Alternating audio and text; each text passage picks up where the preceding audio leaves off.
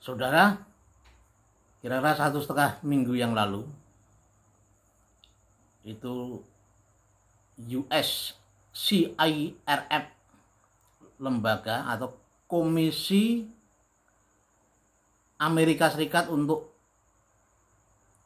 Toleransi Beragama Internasional, itu merilis pendapatnya tentang keadaan toleransi kehidupan beragama di berbagai negara, dan di Indonesia dinilai buruk. Nah, dinilai buruk meskipun dianggap tidak seburuk di Cina, tidak seburuk di Arab Saudi, tapi di Indonesia dinilai buruk. Jadi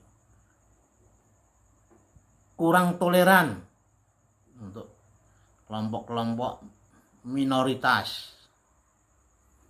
Kadang-kadang mereka juga tidak mendapatkan status ya, seperti kelompok-kelompok kepercayaan ya, Syiah di Indonesia itu tidak jelas statusnya, agamanya apa mereka ya. Jadi dinilai buruk, dan ini mungkin mengagetkan bagi sebagian orang, tapi ya bagi banyak orang mungkin ya itu dianggap faktual. Tapi sebagian orang mungkin kaget karena apa? Karena mengikuti apa yang ya, versinya orang-orang tertentu, tokoh-tokoh tertentu di Indonesia. Contohnya Bapak Wakil Presiden Indonesia, Bapak Ma'ruf Amin, Bapak Kiai Haji Ma'ruf Amin, kira-kira bulan November tahun 2020, beliau berpendapat bahwa kehidupan toleransi di Indonesia sedang menjadi sorotan. Ya, dianggap itu menjadi sesuatu yang positif dan dicontoh,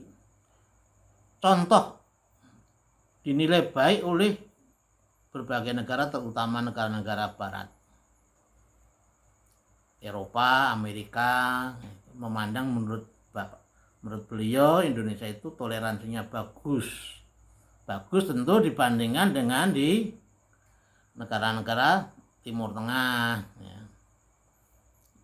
Kenapa begitu? Karena beliau mengatakan kenapa Indonesia toleransinya bagus, karena beragamanya itu moderat. Mungkin dimaksud beragamanya moderat itu mungkin Muslim yang moderat, mungkin begitu ya.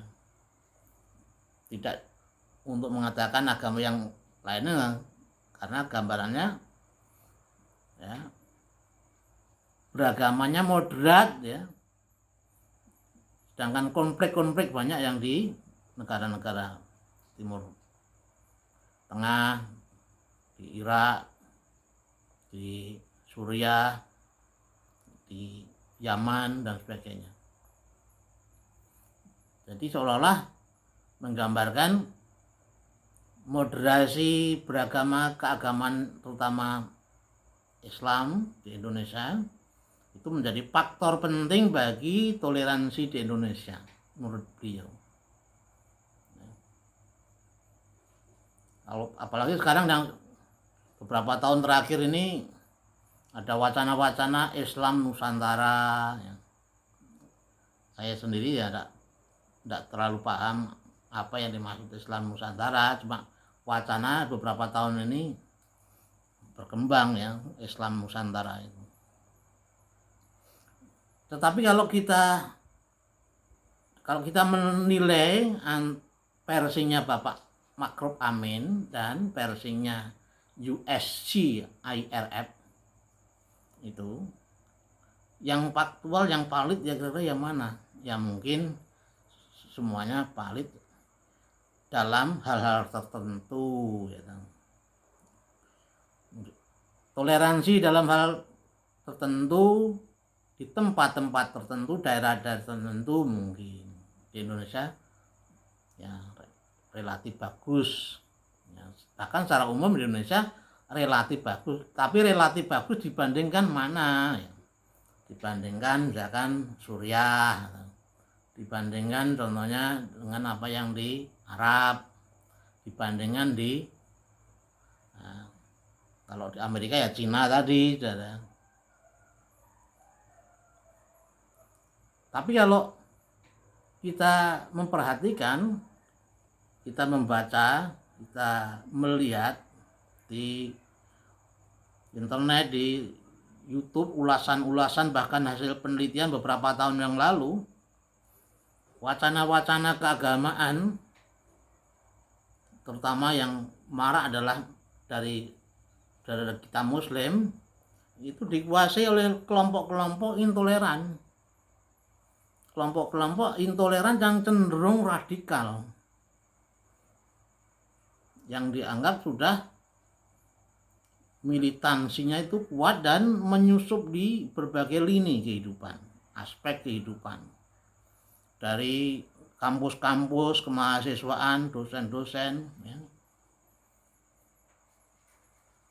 lembaga-lembaga negara, pemerintahan, di sekolah-sekolah, itu dianggap sudah pada taraf ya mengkhawatirkan dari sisi kehidupan berbangsa dan bernegara kita, dari sisi nasionalisme, karena membahayakan nasionalisme Indonesia, intoleransi dan radikalisme itu. Bahkan yang sekarang yang sedang aktual nih, wacana penghentian 51 dari 75 pegawai KPK yang tidak lolos tes wawasan kebangsaan, sehingga tidak lolos, sehingga dikeluarkan, tidak diputuskan dari status kepegawaiannya dari KPK. Ada polemik ini, ada kaitannya isu, ada yang menuduh ini kaitannya dengan isu Talibanisme, jadi kelompok-kelompok yang radikal yang menyusup di KPK yang disebut Talibanisme, kelompok Taliban, kelompok radikal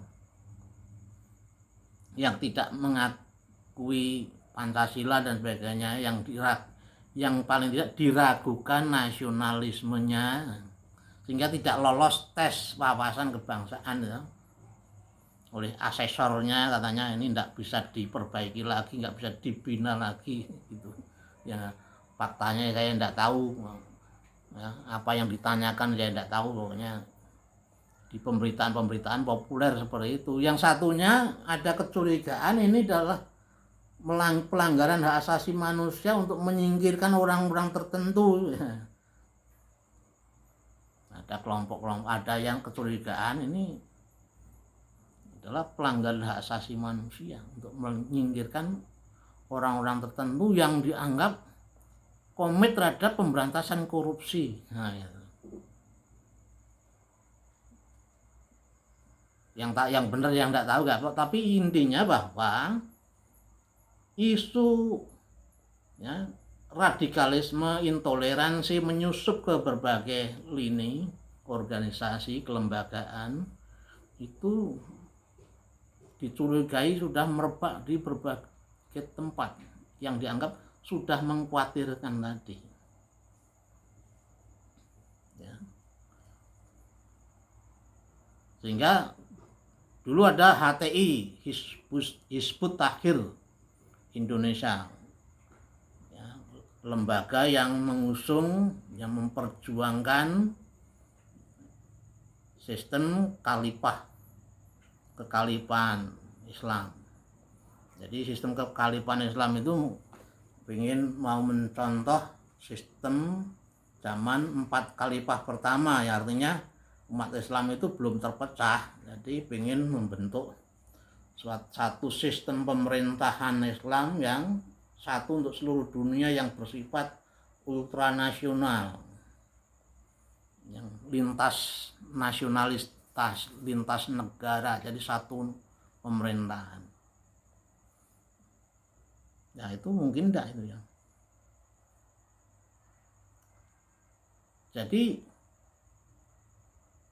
oleh karena itu orang-orang yang memperjuangkan khilafah itu orang-orang yang secara konsisten menentang Pancasila, karena dianggap itu sistem pemerintahan yang didasarkan pada nasionalisme Indonesia yang tidak sesuai dengan khilafah yang ultranasional. Jadi intoleransi dan radikalisme itu terkait dengan cara berpikir. Cara berpikirnya apa? Cara berpikirnya homologi. Homo itu seragam, satu cara berpikir. Jadi enggak seolah-olah menampik bercara berpikir yang berbeda. Dan secara teori dan secara faktual enggak mungkin kalau orang seluruh dunia itu hanya memiliki satu cara berpikir itu. Homologi, seragam semua. Jadi kalau tidak bisa menerima orang yang berpikiran berbeda terhadap sesuatu hal. Contohnya yaitu tadi, kalau orang lain menafsir tentang suatu ayat, ya, ayatnya sama ditafsirkan berbeda, tidak boleh ya. Contohnya begitu ya. Jadi cara berpikirnya satu, seragam. Dan oleh karena itu tidak toleran, tidak sabar, tidak bisa menerima perbedaan cara berpikir dan pendapat. Nah, intinya ya kalau begitu ya benturan terus, konflik itu. Karena secara teori dan faktual itu tidak mungkin untuk membuat seragam itu. Yang kedua itu tadi homologi, satu ya homopraksis. Homopraksis itu cara bertindak, cara hidupnya seragam, cara pakaiannya seragam, cara makanannya, kulinernya seragam. Jadi homopraksis. Jadi orang nggak bisa menerima perbedaan cara hidup yang lain, yang berbeda, kuliner yang berbeda, gaya hidup yang berbeda. Sehingga meskipun orang itu ya agamanya sama, tapi cara berpikirnya berbeda dan cara bertindaknya, cara hidupnya berbeda, ya dianggap kafir, dianggap ateis. Seperti Pak Jokowi itu meskipun sama-sama muslim ya, Pak Jokowi itu ya muslim. Yang kita lihat ya beliau itu ya sholat kan, tapi ya dicurigai dia itu bukan muslim, dia itu adalah ateis, komunis. Ini karena apa? Karena mau memaksakan cara berpikir dan cara hidup, homologi dan homopraksis, yang tidak bisa menerima perbedaan, apalagi perbedaan agama lain. Satu agama dengan cara berpikir yang berbeda, cara bertindak berbeda, tidak bisa. Nah ini apa itu, di Indonesia seolah-olah ada kelompok-kelompok tertentu yang berhak memonopoli cara keagamaan tertentu sebagai representasi yang legal. Wah ini Islam yang benar itu gini, atau Kristen yang benar itu seperti ini gitu. Ada kelompok-kelompok tertentu yang merasa berhak memonopoli cara beragama yang legal. Ini loh gitu. Sehingga orang lalu biasa sekali, gampang sekali orang menganggap orang lain, mengatai orang lain, mengecap orang lain kafir meskipun satu agama. Nah, saudara, jadi pemerintah Indonesia kalau dinilai ya itu pemerintah itu ya ada pemerintah nasional, ada pemerintah daerah. Dan dulu seolah-olah kita menghadapi seolah-olah pemerintah itu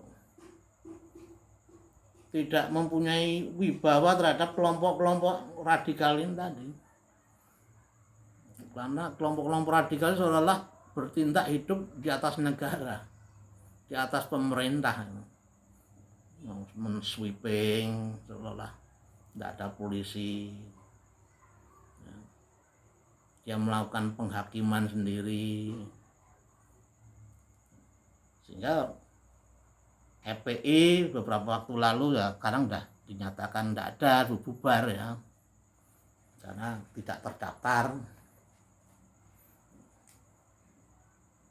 Seolah-olah tokoh-tokohnya itu kebal hukum ya. Jadi kalau tokoh agama yang berkata secara menyinggung, menghina orang lain, menghina agama lain, atau sesuatu yang sifatnya kriminal, bisa dikategorikan kriminal, seolah-olah dia tidak bisa ditindak secara hukum. Sehingga ada isu-isu kriminalisasi ulama, kriminalisasi tokoh-tokoh agama dan sebagainya. Nah, inilah ulasan saya yang seolah-olah Indonesia itu dikuasai, sudah lama dikuasai cara berpikir yang homologi, yang homopraksi, yang intoleran dan radikal di ruang-ruang publik, entah di media sosial, di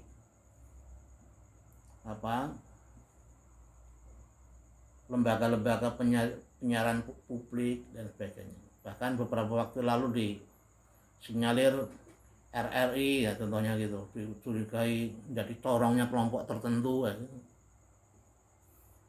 Ya yang benar yang mana antara apa yang dirilis pendapat dari USCIRF tadi dengan apa yang diungkapkan pendapat dari Bapak Kyai Ma'ruf Amin bulan November tahun 2020. Mungkin ada benarnya semua ya dalam hal-hal tertentu ya. Tidak ada orang yang mungkin USCIRF ya mungkin menurut versinya sana, cara berpikirnya sana begitu. Tapi bagaimana menilainya ya, menilainya berdasarkan pengetahuan kita masing-masing ya. Kita masing-masing mempunyai pengetahuan yang mungkin berbeda-beda karena sumbernya berbeda-beda ya silakan menilai sendiri-sendiri dan berdasarkan pengalaman ya, pengalaman toleransinya bagaimana. Oh di tempat sana bagus, di sana bagus, di sana tempat yang lain kurang bagus dan sebagainya ya, mungkin saja terjadi. Yang sering terjadi adalah orang intoleransi, radikalisme, mengejawantah dalam berbagai bentuk, arogansi. Orang tidak melarang orang meninggal dari kelompok minoritas keagamaan tertentu tidak boleh dikubur di makam umum ya. Padahal makam umum tidak boleh contohnya gitu. Kurang arogansi, kecil-kecilan ya. Melarang tempat orang beribadah contohnya gitu. Orang beribadah kok ya dilarang gitu. Orang beribadah kan baik, kok dilarang. Jadi karena itu dulu orang mengenal Indonesia itu ya, praksis beragamanya itu diidentifikasi sebagai apa itu? Sumbu pendek. Sumbu pendek itu mudah marah, mudah tersinggung. Ya. Kalau ada orang ngomong berbeda, menafsirkan berbeda, dianggap menghina, menghujat agama, gitu ya, menghujat nama Tuhan, gitu. Jadi mudah sekali tersinggung, mudah sekali marah terhadap pikiran yang berbeda, pendapat yang berbeda, perilaku yang berbeda, kuliner yang berbeda yang dianggap marah. Ini sumbu pendek itu bukankah ini bersumber dari itu homologi dan homopraksis yang intoleran dan yang radikal, cenderung yang berpotensi menjadi radikal untuk melahirkan kekerasan dan kekerasan. Jadi beragama lalu memicu tindakan-tindakan kekerasan, justru bukan yang bersumber dari hati yang damai, tentram, yang melahirkan tindakan-tindakan yang ar-Rahman ar-Rahim, yang penuh damai, yang mengampuni, yang rukun, guyub. Tetapi kadang-kadang justru karena sumbu pendek yang homologi, homopraksis tadi, intoleran, menghasilkan perilaku-perilaku yang cenderung pada kekerasan. Bisa kekerasan fisik, bisa kekerasan verbal, juga bisa kekerasan ya secara itu semu itu sikap batinnya itu udah keras. Ya, semoga bermanfaat. Silahkan dinilai masing-masing apakah Indonesia itu sudah cukup toleran.